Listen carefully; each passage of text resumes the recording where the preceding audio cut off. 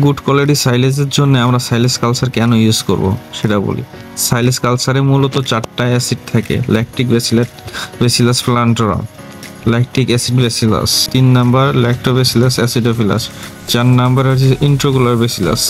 এর মধ্যে আমার কাছে সবথেকে যেটা ইম্পর্টেন্ট মনে হয়েছে সেটা হচ্ছে ইন্ট্রোকুলার ব্যাসিলাস। এই সাইটা হচ্ছে আপনার সাইলেজে কোনো প্রকার বিষক্রিয়া হইতে দিবে না। বিষাক্ত ঘাস থাকতে পারে, বিষাক্ত পোকা থাকতে পারে, অথবা নাইট্রেট বিষক্রিয়া হইতে পারে। এইভাবে আপনার গরু কিন্তু মারা যাওয়ার সম্ভাবনা থাকে। আর একটা হচ্ছে ল্যাক্টোব্যাসিলাস অ্যাসিডোফিলাস। এটা মূলত প্রোবায়োটিককে ধারণ করে, এটি পুষ্টিমান ঠিক রাখে, ইমিউন সিস্টেম বাড়ায় দেয়, সাইলেজের মধ্যে কোনো প্রকার ফাঙ্গাস এবং খারাপ ব্যাকটেরিয়া উৎপাদন হইতে দেয় না।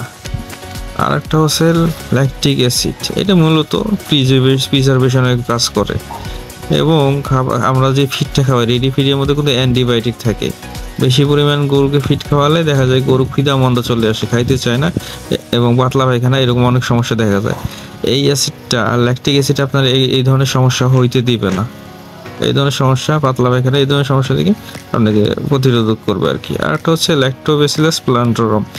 এটা মূলত ইন্ডাস্ট্রিয়াল সমস্যা সমাধান করে, রোগ প্রতিরোধ ক্ষমতা বাড়ায় দেয়, হজম শক্তি বাড়ায় দিবে, আপনার খাদ্যের মান ঠিক রাখবে, পুষ্টি মান ঠিক রাখবে, এটি ছাড়া অনেক কিছুই থাকে।